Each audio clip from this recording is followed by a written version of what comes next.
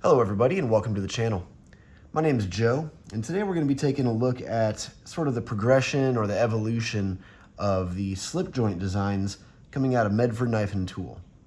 Now if you've been out of the loop for a little while, you might be thinking, well, Medford and slip joints, that doesn't quite make sense. Medford's known for the big, bold, brash designs of the Praetorian, the Marauder, maybe the USMC Fighter Flipper. And to be sure, they do still make these, or at least most of them.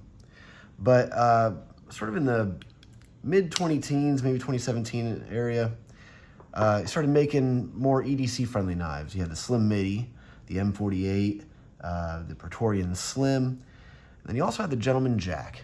This was Medford's first slip joint. It's a about 3-inch blade, no pocket clip. It's designed to drop down into the pocket.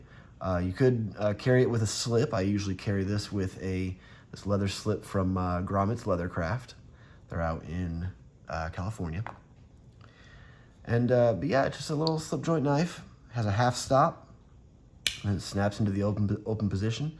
No actual lock, so it's actually, I guess that makes it more legal in more countries. But yeah, very nice little slip joint knife. You know, designed to drop down into a suit pocket or something like that.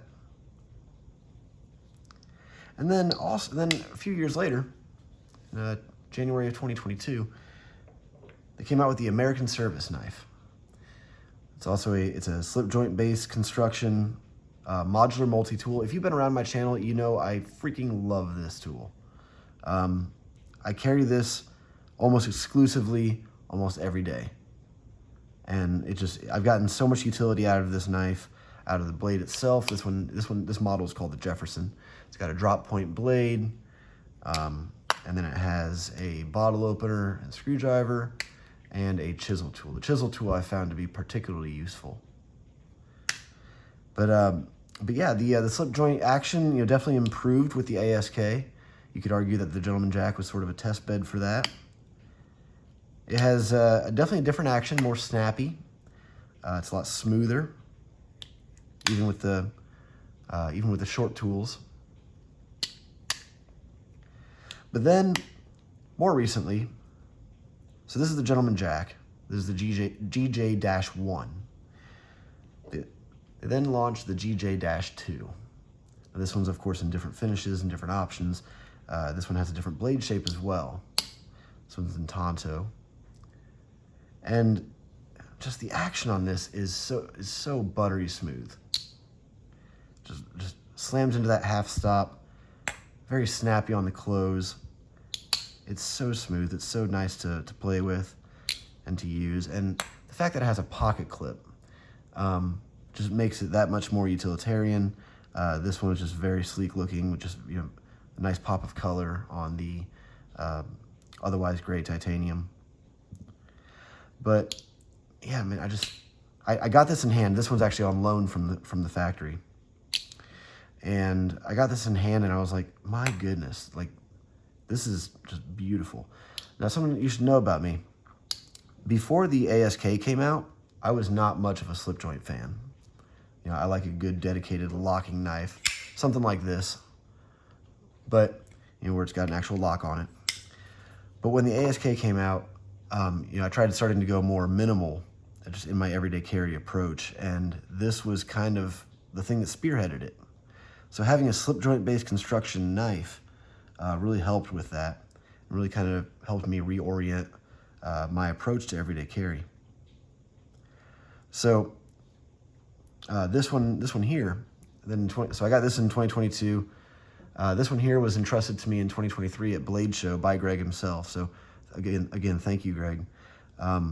This is definitely holds a special place in my collection and in my life. I absolutely love this knife. And since I've had gotten some experience in slip joints with the ASK, this has been in my pocket quite a bit as well.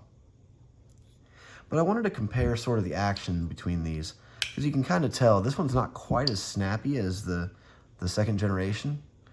It's even not quite as snappy as the ASK. And then you can tell just from the Gentleman Jack 2, I mean, he's definitely upped his game on the action. It's just so fun to play with. I love this thing.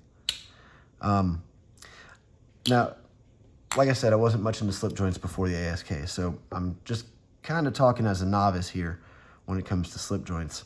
But what I think is the reason behind the different actions is sort of this this engagement surface for like right here where the spring engages with the tang of the blade.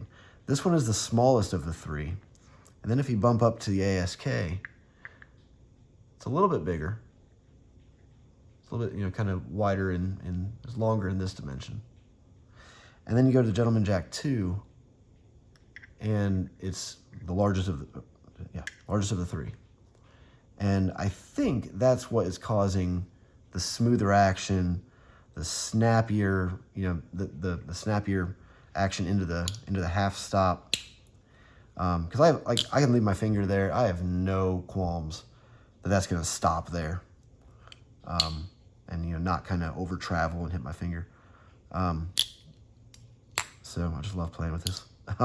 Anyway, so I think that's sort of the gist of it. The Gentleman Jack 1 is discontinued. The ASK is still available. A lot of different iterations, different modularities that you can do with this. I could spend a whole nother video doing that, and I have. And then the Gentleman Jack 2 is currently available on Medford's website, so definitely go check it out. A lot of different options. You can do different colors on the hardware, different colors on the clip, different anodizations that you can do with the handle itself. You could even do anodization on this part of the handle, and then still do a brush bolster similar to the Dash 1. And then it also comes in DLC coating and either a drop point or a Tonto. So maybe there's more of a review of the GJ2 than it was a comparison, but either way, I think it turned out all right. Appreciate you watching. Thank you so much, and I'll see you on the next one. Bye.